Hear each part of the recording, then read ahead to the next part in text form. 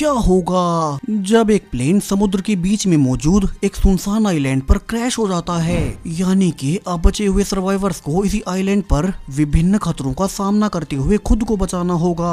लेकिन कहानी सिर्फ सर्वाइवल की नहीं है। आपने ऐसी बहुत सी मूवीज देखी होंगी जिनके आखिर में एक ऐसा ट्विस्ट आता है जो पूरी मूवी को ही बदल कर रख देता है। और इस कहानी का ट्विस्ट भी कुछ ऐसा ही है। चीजें वैसी नहीं हैं जैसी वे दिख रही हैं। अब मूवी की शुरुआत लिंडा से होती है, जो कि एक प्राइवेट मल्टी बिलियन कंपनी में काम किया करती थी। लिंडा मेहनती होने के साथ साथ अपने काम में भी बहुत अच्छी है। आज भी वो अपनी रिपोर्ट, जिसे बनाने में उसे कई हफ्ते लगे थे, उसे वो अपने कोवर्कर डिवोन को दे देती है, जिस पर डिवोन ने उसे यकीन दिलाया कि वो मीटिंग के दौरान सबको बता देगा कि ये रिपोर्ट और इस पर सारी मेहनत लिंडा की है। लेकिन लिंडा ने मीटिंग रूम के बाहर से देखा कि डिवोन ने तो रिपोर्ट से उसका नाम ही हटा दिया और इस सारी मेहनत का क्रेडिट उसने खुद ले लिया। लिंडा के साथ अक्सर ऐसा ही होता आया है। आज भी वो अंदर ही अंदर गुस्सा होने के अलावा और कुछ नहीं कर पाती। इतना ही नहीं, ऑफिस के बाहर भी उसकी लाइफ ऐसी ही अकेली थी। लिंडा अपने अपार्टमेंट में अकेली ही रहती है, उसका और कोई फैमिली मेंबर नहीं। लिंडा के पास बात करने के लिए सिर्फ उसका एक पालतू पैरेट स्वीटी है। हालांकि वो इस अकेलेपन के बावजूद पिछले कुछ दिनों से बहुत खुश थी। दरअसल वो लंबे समय से रुकी हुई अपनी प्रमोशन का वेट कर रही है। उसे कंपनी के लेट फाउंडर ने वादा किया था कि वे जल्दी उसे वाइस प्रेसिडेंट की पोस्ट दे देंगे। और अब जब उनकी मौत के बाद कल से उनका बेटा ब्रैडली कंपनी संभालने आ रहा है, तो लिंडा को पूरा भरोसा था कि उसके इतना काम करने से उसे वाइस प्रेसिडेंट की पोस्ट कल ही मिल जाएगी। अब अगली सुबह ऑफिस में जब ब्रैडली स्टाफ से मिलने आता है, तो लिंडा बहुत एक्साइटमेंट के साथ खुद को इंट्रोड्यूस करती है। हालांकि लिंडा को ऐसे खाते हुए देख ब्रैडली को घिन आती है और वो जल्दी से उसे एक्सक्यूज देकर अपने मेन ऑफिस में चला गया। यहाँ उसका मैनेजर उसे बताता है कि लिंडा को वाइस प्रेसिडेंट की पोस्ट का वादा किया गया था, क्योंकि वो ही उनकी पूरी कंपनी में सबसे मेहनती है। हालांकि ब्रैडली तो पहले ही वो प्रमोशन डिवोन को दे चुका है, वही डिवोन जो कि उसका पुराना कॉलेज टाइम का फ्रेंड रहा है। इसके अलावा आज लिंडा की ऑकवर्ड बिहेवियर ने ब्रैडली को और नाराज कर दिया। लेकिन तभी मैनेजर उसे चेतावनी देता है कि लिंडा उनकी कंपनी के लिए बहुत जरूरी है और कल उन्हें बैंकॉक में जिस मेजर मीटिंग के लिए जाना है, उसमें भी लिंडा उनके लिए बहुत जरूरी होगी। एक वही है जो पूरी तैयारी और डेटा के साथ मीटिंग में उन्हें प्रोजेक्ट दिला सकती है, जिससे ब्रैडली अब ये तो समझ गया कि लिंडा सच में ही उनकी कंपनी के लिए बहुत काम की है। लेकिन अब भी वो उसे प्रमोशन देने के बजाय डिसाइड करता है कि वे लिंडा से पर्दे के पीछे ही काम करवाएंगे, ताकि डिवोन उससे जल्द काम सीख जाए और बाद में वो लिंडा को ऐसी जगह शिफ्ट कर देगा जहां वो किसी को नजर न आए। बाहर लिंडा को भी अब तक अपनी एक और कोवर्कर से पता चल गया कि उसकी वाइस प्रेसिडेंट की प्रमोशन कैंसिल हो गई है। उल्टा वो प्रमोशन डिवोन को मिल गई, जो खुद उससे काम सीख रहा था। तो लिंडा तो अब गुस्से में ब्रैडली के ऑफिस में घुस जाती है, जबकि वो एक इंटरव्यू के बीच में था। लिंडा उसे डिमांड करने लगी कि वीपी का रोल उसे क्यों नहीं मिला, जिसका उसे वादा किया गया था। वो इसकी पूरी हकदार है। जिस पर ब्रैडली अब बहाना बना देता है कि भले ही वो अपने काम में एक्सीलेंट हो, लेकिन अब भी वो लीडरशिप पोजीशन के लिए तैयार नहीं है। वो लोगों से डील करने में अच्छी नहीं है और उसे इस पोस्ट पर एक ऐसा इंसान चाहिए जो बड़ी बड़ी डील्स को क्लोज कर सके। फिर भी ब्रैडली मानता है कि ऐसे उसके ऑफिस में आकर उसे सामने से कन्फ्रंट करने के लिए गट्स चाहिए, और इसी वजह से उसने लिंडा को एक और चांस दे दिया। उसने कहा कि अगर वो कल वाले बैंकॉक डील के लिए कंपनी के डेटा का इश्यू सोल्व कर दे, तो वो उसे वीपी पोजीशन देने के बारे में फिर से सोच सकता है। तभी ब्रैडली की फियांसे चेरी ऑफिस में आती है। वो बहुत ही प्रोफेशनल और कॉन्फिडेंट थी, जिसे देखकर लिंडा को से जलन होने लगती है। लेकिन वो अब अपने प्रमोशन के लिए पूरी मेहनत करने को तैयार थी और वो अगले ही दिन ब्रैडली, डिवोन और कुछ और लोगों के साथ कंपनी के प्राइवेट जेट में बैंकॉक के लिए मीटिंग के लिए निकल पड़ी। लिंडा तो इस बिजनेस ट्रिप के लिए बहुत एक्साइटेड है। उसने कल की पूरी रात जाकर काम करने के अलावा आज फ्लाइट में भी काम कर कंपनी की डेटा की प्रॉब्लम को आखिरकार सोल्व कर लिया। लेकिन जब वो ब्रैडली को ये बताने की कोशिश करती है, तो वो उसे इग्नोर कर देता है। डिवोन ने तो उल्टा ताना भी मारा कि वो उसकी बराबरी कभी नहीं कर पाएगी। वहीं जब लिंडा अपने प्रोजेक्ट का बाकी काम पूरा भी कर रही थी, तब डिवोन जेट में बाकी लोगों को लिंडा का एक पुराना ऑडिशन टेप दिखाने लगा, जो कि लिंडा ने कभी एक सर्वाइवर शो के लिए बनाया था। इसमें उसने अपनी जंगल में रहने वाली कमाल की सर्वाइवल स्किल्स दिखाई थी और उसे देखकर ब्रैडली और बाकी सब हंसने लगते हैं। वे लिंडा का मजाक बनाने लगे कि वो तो जंगल में ही रहने के लायक है। और अब ये सुनकर तो लिंडा को बहुत बुरा लगा। वो समझ गई कि ब्रैडली उसे कभी प्रमोशन नहीं देने वाला, चाहे वो उसके लिए कुछ भी क्यों न कर ले।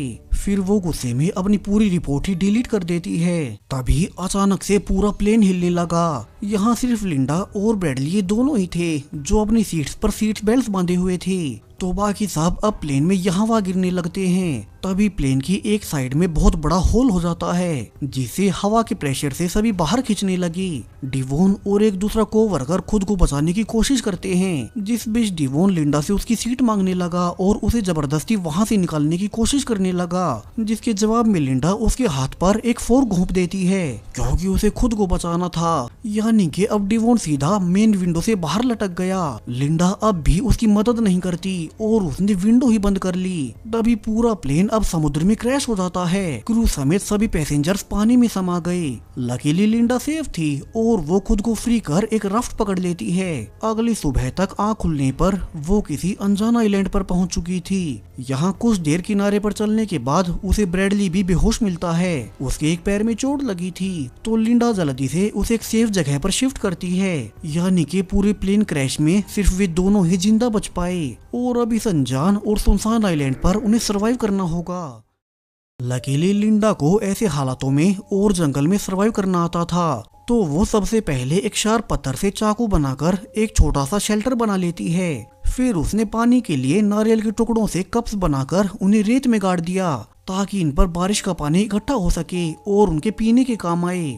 इस रात आइलैंड पर एक भयंकर तूफान भी आता है, जिसमें लिंडा ब्रैडली के साथ शेल्टर के अंदर छुपी रही। ब्रैडली तो अभी तक बेहोश पड़ा था। अब अगले दिन लिंडा ने देखा कि नारियल में पानी इकट्ठा हो गया है और वो इससे बहुत ज्यादा एक्साइटेड हो जाती है। तभी ब्रैडली को भी होश आ गया और लिंडा उसे भी पानी पिलाती है। उसे ब्रैडली को ये जानकर बहुत दुख हुआ कि डिवोन के साथ साथ उसके बाकी के सभी साथी मारे गए और यहाँ इस सुनसान आइलैंड पर अब सिर्फ वे दोनों ही बचे हैं। ब्रैडली पहले लिंडा को थैंक्स बोलता है, क्योंकि उसने उसकी जान बचाई और उसे यहाँ शेल्टर बनाकर रखा। उसे तो आज पूरे 1.5 दिन के बाद होश आ रहा था। अब लिंडा सरवाइव करने के लिए आग जलाने, मछली पकड़ने और उसे आग पर पकाने का इंतजाम कर लेती है। हालांकि ब्रैडली उसे खाने से मना कर देता है, क्योंकि उसे अपने सारे साथियों के मारे जाने का दुख था। तभी लिंडा उसे अपने हाथों से खिलाने लगी, क्योंकि बिना खाए वो ठीक नहीं हो सकता।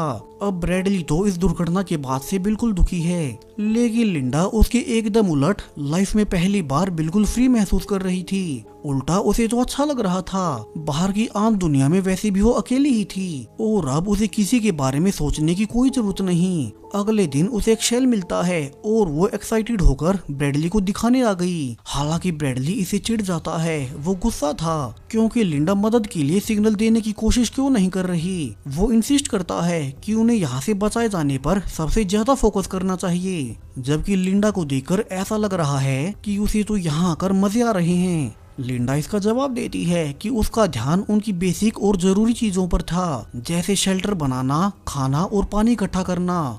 ब्रैडली अब खड़े होने की कोशिश करता है, लेकिन अपने घायल पैर की वजह से खड़ा नहीं हो पाता। लिंडा ने बताया कि उसका पैर टूटा नहीं है, तो सिर्फ कुछ ही दिन के आराम के बाद वो फिर से नॉर्मली चलने लगेगा। और जब लिंडा उसकी उठने में मदद भी करने आई, तो ब्रैडली उस पर गुस्से में चिल्ला पड़ता है। उसने कहा कि वो उसे टच न करे और वो याद रखे कि वो अभी भी उसका बॉस है। ब्रैडली के लिए इतना सब करने के बावजूद उसके ये शब्द लिंडा के लिए बहुत कठोर थे। सो लिंडा तो अब अपना सामान समेटकर उसे वहाँ अकेला छोड़कर चली जाती है। शुरू में ब्रैडली ने सोचा भी कि वो जल्द ही वापिस आ जाएगी, लेकिन ऐसा था नहीं। वो वहाँ पूरे 2 दिन तक अकेला पड़े रहता है, बिना हिले डुले, कड़ी धूप में और बिना पानी के। और जब उसकी हालत बिल्कुल बेहोश होने वाली हो गई, तब फाइनली लिंडा वापिस आती है और उसे पानी देकर संभालती है। लिंडा ने कहा कि अब वे ऑफिस में नहीं है और ना ही वो उसका बॉस ही है, तो आगे से वो उसे रेस्पेक्ट से बात करे। बाद में वो ब्रैडली को बताती है कि उसे पास की रेत पर एक जंगली सुअर के पैरों के निशान मिले हैं, तो वो लकड़ी से अब एक भाला बनाकर उसका शिकार करेगी। अगर वो कामयाब हो गई तो वो खाना उनके लिए पूरे 1 हफ्ते तक चल सकता है और फिर भी यहाँ से निकलने पर ध्यान लगा सकते हैं। हालांकि ब्रैडली को नहीं लगता कि लिंडा ये कर भी पाएगी। जहाँ लिंडा शुरू में उस जंगली सुअर के पैरों का निशानों का पीछा कर उसे पकड़ तो लेती है, लेकिन वो उसके काबू में नहीं आता। फिर भी लिंडा हार नहीं मानती और वो आखिरकार उसका शिकार कर ही लेती है। उसने वापिस आकर अपना शिकार ब्रैडली को भी दिखाया। लिंडा कहती है कि शायद से उसे शिकार करना और यहाँ नेचर के बीच रहना आम दुनिया से ज्यादा पसंद आने लगा है। इसी रात दोनों वही मीट खाते हैं। उन्हें फाइनली कई दिनों के बाद कोई ढंग का टेस्टी खाना मिला था, जिससे उन्हें थोड़ा तो सुकून मिला। अब अगले दिन आसपास घूमते हुए लिंडा को जंगल में एक साफ और मीठे पानी का झरना मिलता है। वो उसमें नहाती है, पानी पीती है और फिर काफी देर तक पानी में अपनी परछाई देखती रहती है। तभी उसे पास में ही एक बोट दिखाई देती है, जिसे पहले तो लिंडा आवाज लगाने लगी, लेकिन तभी वो अचानक कुछ सोचकर बीच में ही रुक गई। दरअसल अब उसे यहाँ मजा आने लगा था, तो वो कुछ देर सोचने के बाद फैसला करती है कि वो खुद को उन बोट वालों के सामने नहीं लाएगी। लिंडा तो अब वापस आकर ब्रैडली को भी कुछ नहीं बताती कि उसने क्या देखा था। उसने उसे बाकी सब बताया कि कैसे उसे जंगल के बीच साफ पानी का एक नया सोर्स मिल गया है और उसने एक बैग भी बना लिया। हालांकि ब्रैडली तो गुस्से में था कि उन्हें इस आइलैंड पर फंसे पूरे 2 हफ्ते बीत चुके हैं, लेकिन अभी तक उन्हें कोई ढूंढने क्यों नहीं आया। लिंडा उसे सब्र रखने को कहती है, जबकि ब्रैडली अब उसे एक लकड़ी की बोट बनाने को कहने लगा ताकि वे उसमें बैठकर यहाँ से निकल सकें। लेकिन फिर से लिंडा ने सेफ्टी का बहाना बनाकर मना कर दिया। वो खुद तो अब यहाँ से जाना ही नहीं चाहती। साथ में अगर ब्रैडली भी उसके साथ यहीं रुकता है तो हमेशा उसके पास उसकी काबिलियत को साबित करने के लिए कोई न कोई रहेगा ही। जबकि ब्रैडली तो अंदर ही अंदर समझ चुका था कि लिंडा जानबूझकर यहाँ से निकलने पर ध्यान नहीं दे रही। तो ब्रैडली याद दिलाता है कि वो एक मल्टी बिलियन कंपनी का सीईओ है और लोगों की शक्ल को देखकर समझ सकता है कि लिंडा के मन में कुछ और ही है, तो वो अब यहाँ से चला जाएगा। इसके बाद ब्रैडली अब लिंडा से दूर होकर अपना खुद का कैंप लगाने लगता है, जबकि लिंडा उसकी बातों पर हंसी जा रही थी। उसे पता था कि ब्रैडली से कुछ नहीं होने वाला। जबकि ब्रैडली लिंडा की कॉपी करने की कोशिश करता है। वो शेल्टर बनाने की कोशिश करने लगा जैसा लिंडा ने बनाया था, लेकिन उसके पास उसके जैसे सर्वाइवल स्किल्स नहीं थे। उसका बनाया हुआ शेल्टर भी गिर गया। फिर उसे खाना या पानी ढूंढने में बहुत स्ट्रगल करना पड़ता है। जबकि दूसरी ओर लिंडा बहुत आराम से रह रही थी। वो समुद्र से मछलियां पकड़ती, जंगल से जड़ी बूटियां खोज लाती और तो और अपने कपड़ों को काम में आने वाली चीजों में बदल देती। सो ब्रैडली आखिरकार अब भूखा और बेहाल होकर उससे माफी मांगने के लिए वापस उसके कैंप में आ गया। उसने देखा कि लिंडा ने तो यहाँ प्रॉपर खाना और एक अच्छी सी डाइनिंग टेबल सेट कर ली है। ब्रैडली अब उसे माफी मांगते हुए फिर से एक साथ काम करने का ऑफर देता है। उसने वादा किया कि वो आगे से उसे कुछ नहीं कहेगा। ब्रैडली साथ में ये भी मान लेता है कि वो उसके बारे में गलत था। ऑफिस में उसे लिंडा को ही प्रमोशन देना चाहिए था, लेकिन अब उसे अपनी गलती का एहसास हो रहा है, जिसे सुनकर फाइनली लिंडा उसे वापस से अपने शेल्टर में रखने को मान ही जाती है। अगले दिन लिंडा ने उसे सजेस्ट किया कि उन्हें आइलैंड में वॉक पर चलना चाहिए। वो उसे जंगल दिखाना चाहती है और अब तो ब्रैडली का पैर भी ठीक हो रहा था। सो लिंडा अब वॉक के दौरान उसे एक पहाड़ी के किनारे पतले से रास्ते पर ले जाती है। वो चलते चलते समझाने लगी कि जंगल के माहौल में उन्हें सर्वाइव करने के लिए किन चीजों का ध्यान रखना चाहिए, यहाँ कौन सी बेरीज जहरीली होती हैं और खतरनाक पौधे कहाँ कहाँ उगते हैं। वो ब्रैडली को दूर एक बड़े से एक्स शेप वाले पत्थर की ओर इशारा करके बताती है कि वो इस पूरे आइलैंड का सबसे डेंजरस एरिया है, जहाँ की उसे किसी भी कीमत पर कभी नहीं जाना चाहिए। अगर उनमें से कोई गलती से उस एरिया में चला गया तो कभी वापस नहीं आने वाला। अब पहाड़ी के उसी पतले रास्ते से वापस आते वक्त लिंडा के पैरों के नीचे से पत्थर का एक हिस्सा टूट गया और वो किनारे से फिसल जाती है। लकीली ब्रैडली किसी तरह उसका हाथ पकड़कर उसे वापस खींच लेता है। कुछ देर बाद कैंप में वापस आकर लिंडा आग पर कच्चे कीलों को सेककर एक क्रिस्पी मिठाई बना देती है, जो कि ब्रैडली को बहुत अच्छी लगी। फिर लिंडा ने ये भी बताया कि वो पिछले कई दिनों से आइलैंड के फर्मेंटेड फलों से एक अल्कोहलिक ड्रिंक बना रही है। इस रात दोनों एक साथ उसे खूब पीते हैं और बात करते हुए लिंडा ब्रैडली को अब अपने पास्ट के बारे में बताने लगी। उसने बताया कि कैसे पहले उसकी शादी एक एब्यूजिव आदमी से हुई थी जो बहुत ज्यादा ड्रिंक करता और नशे में रहता था। इसलिए एक दिन उसने गुस्से में उसे नशे में ही गाड़ी चलाने के लिए चाबी दे दी और उसी रात नशे की वजह से उसके पति का कार एक्सीडेंट हो गया और उनकी मौत हो गई। लिंडा ने कहा कि उसने ये बात पहले कभी किसी को नहीं बताई है और अब तो उसे ये भी लगता है कि उन्हें हमेशा के लिए इसी आइलैंड पर रुक जाना चाहिए। यहाँ उनके पास सब है, खाने और पानी का वो खुद इंतजाम कर लेगी और यहाँ वे एक साथ सुकून से जीवन बिता सकते हैं। हालांकि ब्रैडली इस पर कुछ नहीं कहता, उसके तो अंदर ही अंदर कुछ और ही चल रहा था। अब अगले दिन लिंडा हैंगओवर के साथ उठती है। यहाँ समुद्र के किनारे घूमते हुए वो गलती से ब्रैडली को पानी में नहाते हुए देख लेती है, जिससे वो उसकी ओर अट्रैक्ट होने लगी। बाद में आइलैंड पर फिर से तेज तूफान आ गया जो उनके शेल्टर को बर्बाद कर देता है। तो दोनों तूफान के रुकने तक एक गुफा में छुपने गए। उनके कपड़े गीले होने से वे कांप रहे थे, इसलिए ब्रैडली ने कहा कि गर्मी के लिए उन्हें एक दूसरे के करीब आ जाना चाहिए। बाद में जब लिंडा की आँख खुलती है तो ब्रैडली गुफा में नहीं था। थोड़ी देर बाद में उसने बताया कि वो इस बार थोड़ी ऊंची जगह पर एक नया शेल्टर बनाने में उसकी मदद करना चाहता है। अब तो उसके पैर भी ठीक हो गए और कुछ ही दिनों में भी एक ऊंची जगह पर शेल्टर बनाकर वहीं सेटल हो जाते हैं। अब ब्रैडली कहता है कि वो अकेले वॉक पर जाना चाहता है, जिस पर लिंडा ने उसे फिर से याद दिलाया कि वो उसकी चेतावनी के अनुसार आइलैंड के साउथ इलाके में ना जाए। फिर भी वो उसके साथ ही जाने का फैसला करती है। अब तक दोनों का रिश्ता और गहरा होने लगा था। इस शाम तो खुद ब्रैडली लिंडा के लिए खाना बनाने का ऑफर करता है ताकि लिंडा कुछ देर आराम कर सके और लिंडा ये जानकर बहुत खुश हुई कि अब तो ब्रैडली भी उसी के जैसे इस आइलैंड पर उसके साथ एंजॉय करने लगा है। लेकिन अब खाना खाने की कुछ ही देर बाद लिंडा को बेहोशी होने लगती है, यानी कि ब्रैडली ने उसके खाने में जहरीली बेरीज मिला रखी थी। ये सब का सब उसका ट्रैप था और ब्रैडली अब लिंडा के बेहोश होने के बाद उसी राफ्ट का इस्तेमाल कर पानी से भागने की कोशिश करता है जो उसने पिछले कई दिनों से चुपचाप बनाई थी। लेकिन उसकी बुरी किस्मत, वो राफ्ट समुद्र की लहरों में जाते ही टूट जाती है, जिससे ब्रैडली को बेहोशी की हालत में वापस आइलैंड पर आना पड़ा। जबकि लिंडा अब बीमार होने के बावजूद खुद को घसीटते हुए उसके पास ले गई और फिर वो ब्रैडली को सीपीआर देकर उसे होश में लाती है। कुछ देर बाद उसकी होश में आने पर अब लिंडा उस पर बहुत गुस्सा हुई कि ब्रैडली ने उसे धोखा दिया और अकेले आइलैंड से भागने की कोशिश की। तो वो गुस्से में ब्रैडली को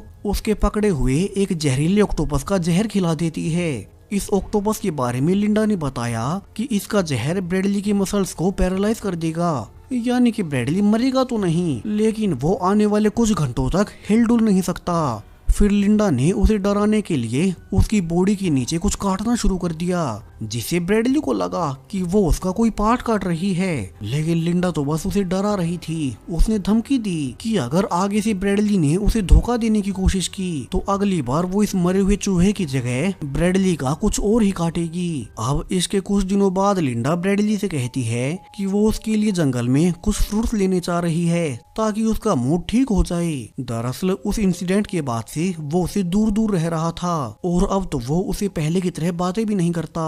लिंडा अब अकेली जंगल में फ्रूट लेने गई, तभी उसे आइलैंड की ओर आती हुई एक बोट दिखाई देती है। लिंडा ने देखा कि इस बोट में ब्रैडली की फियांसे चेरी और एक मछुआरा मौजूद है। लिंडा तो उन्हें देखकर हैरान रह जाती है कि उन्होंने उन्हें इस आइलैंड पर ढूंढ कैसे लिया। हालांकि अब लिंडा उनके सामने ड्रामा करने लगी कि वे तो उनके रेस्क्यू का ही इंतजार कर रहे थे और उस प्लेन क्रैश से वो और सिर्फ ब्रैडली ही बच पाए थे, जिसे सुनकर चेरी बहुत खुश होती है और वो जल्दी से उन्हें ब्रैडली के पास ले जाने को कहने लगी। यहाँ बातों बातों में लिंडा ने कंफर्म कर लिया कि इस आइलैंड पर सिर्फ ये दोनों ही आए हैं और वो भी बिना किसी और को बताए।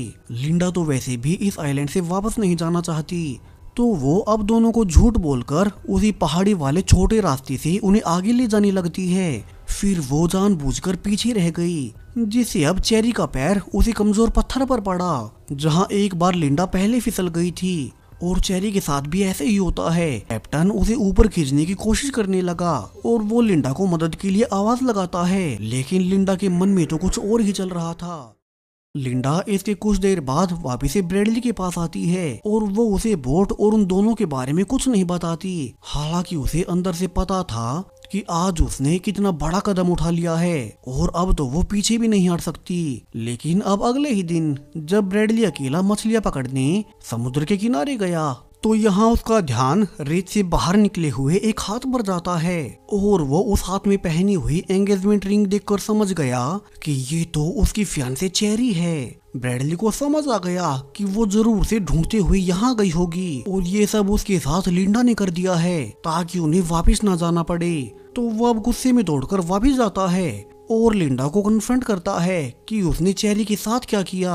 अब लिंडा प्रेशर में आकर मान ही लेती है कि उसकी फियांसे चेरी मर चुकी है। हालांकि उसने झूठ बोल दिया कि उसकी फियांसे तब फिसल गई थी जब वो उसे ब्रेडली के पास लाने की कोशिश कर रही थी और उसने उसे चेरी के बारे में इसलिए नहीं बताया कि कहीं ब्रेडली यहाँ जिंदा रहने की उम्मीद न खो बैठे। हालांकि अब ब्रेडली उसकी बातों पर भरोसा नहीं करता। जबकि लिंडा अब धीरे धीरे अपने चाकू की ओर हाथ बढ़ाने लगी तभी उसे रियलाइज हुआ कि उसका चाकू वहाँ नहीं है। ब्रेडली उसे पहले ही उठा चुका था इसलिए लिंडा वहाँ से दूर भागने लगी जबकि ब्रेडली भी अब उसके पीछे जाता है और दोनों में लड़ाई शुरू हो गई। ब्रेडली गुस्से में लगभग उसकी आंख बाहर निकालने वाला था लेकिन तभी लिंडा उसे जोर से काट लेती है। इसी हाथापाई के बीच लिंडा वो चेरी वाले एंगेजमेंट रिंग खुद निकल लेती है और जब ब्रेडली दोबारा उस पर अटैक करने गया तो लिंडा उसकी साइड में चाकू घोंप देती है जिससे घायल ब्रेडली अब अपनी जान बचाने के लिए जंगल के और ज्यादा अंदर भाग गया। वो धीरे धीरे चलते हुए आइलैंड के उस एरिया में घुस गया जहाँ की उसे पहले लिंडा ने जाने से मना किया था। और यहाँ से कहानी का सबसे बड़ा ट्विस्ट आता है। यहाँ इस एरिया में पहुंचकर ब्रेडली ने देखा कि आइलैंड के इस एरिया में एक बहुत बड़ा और आलीशान मेंशन बना हुआ था यानी कि ये एक प्राइवेट आइलैंड था और यहाँ से तो वे इस घर से फोन कर बहुत पहले निकल सकते थे। लेकिन लिंडा यहाँ से जाना नहीं चाहती थी इसलिए उसने कहानी के शुरू में ब्रेडली को झूठ बोलकर डरा दिया कि आइलैंड का ये हिस्सा बहुत डेंजरस है और ब्रेडली यहाँ कभी ना जाए।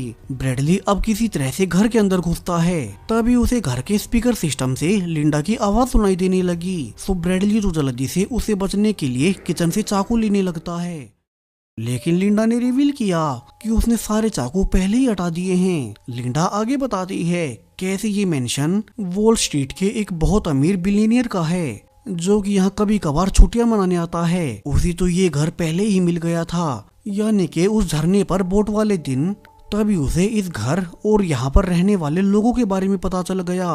तब उसने सब जानकर बड़ी चालाकी से इस घर का सिक्योरिटी सिस्टम डिसेबल कर दिया। फिर उसने अंदर घुसकर खाने और पानी जैसी सारी जरूरी चीजें इकट्ठा कर ली यानी कि जो भी काम की चीजें और फल फ्रूट्स वो ब्रेडली को ला कर देती थी वो सब वो इसी घर से ले जाती थी ताकि वो उस पर अपना कंट्रोल बनाकर रख सके। ब्रेडली भी समझ नहीं पाया कि लिंडा भला इस सुनसान आइलैंड पर शराब कैसे बना सकती है। वो तब उसे भी इसी घर से ले गई थी। अब आखिर में लिंडा सब बताने के बाद मेंशन के अंदर एक गन लेकर आती है जिसे देखकर ब्रेडली डर गया और वो उसे बातों में उलझाकर गोली चलाने से रोकता है। उसने झूठ बोला कि वो उसे सच में प्यार करता है और अब से वे हमेशा के लिए यहीं रहेंगे। वो उसकी सारी बातें मानेगा और वे कहीं नहीं जाएंगे। लिंडा इसे सच में डिस्ट्रैक्ट हो गई लेकिन जैसे ही वो रूम में दूसरी ओर देखती है तो उसने रियलाइज किया कि पास में रखे एक स्टैचू का सींग गायब है यानी कि ब्रेडली ने उसे अपनी पीठ के पीछे छुपा कर रखा है। ब्रेडली भी तुरंत से झपट्टा मारकर लिंडा से गन छीनने में कामयाब हो जाता है पर तभी उसे रियलाइज हुआ कि इसमें तो कोई गोली ही नहीं है। इससे पहले कि वो कुछ और समझ पाता लिंडा दीवार से एक गोल्फ क्लब निकालती है और उसके सिर पर मारकर उसे जमीन पर गिरा देती है। फिर उसने बार बार वार कर ब्रेडली को खत्म कर दिया। अब इस घटना के 1 साल बाद रेस्क्यू होने के बाद लिंडा पूरी दुनिया में एक पब्लिक फिगर बन चुकी थी। वो सेलिब्रिटी बन गई। दरअसल उसने खुद को उस प्लेन क्रैश का अकेला सर्वाइवर बताया। फिर लिंडा ने ब्रेडली के मरने के बाद उसकी मल्टी बिलियन कंपनी का पूरा कंट्रोल अपने हाथों में ले लिया। वैसे भी ब्रेडली की मैनेजर की नजरों में लिंडा ही वाइस प्रेसिडेंट बनने वाली थी यानी कि अब पूरी कंपनी की मालकिन वही बन गई। लेकिन किसी को भी उसके अंदर के शैतान का नहीं पता। अब ब्रेडली जो कि पहले एक बुरा आदमी था लेकिन वो आइलैंड पर फंसने के बाद अपने साथियों की मौत के बाद बिल्कुल बदल गया, जबकि लिंडा जो कि पहले मासूम, मेहनती और सीधी लड़की थी, वो आइलैंड पर जाने के बाद फ्रीडम मिलने से करप्ट बन गई। वो इतना बदल गई कि उसने लोगों की जानें तक ले ली। ये मूवी एक सुनसान आइलैंड पर सर्वाइवल से बहुत ज्यादा थी। तो अब नैतिकता के पैमाने पर आप किसे सही मानते हैं? चैनल को सब्सक्राइब करें और भी ऐसी ही यूनिक मूवीज के लिए। Thank you.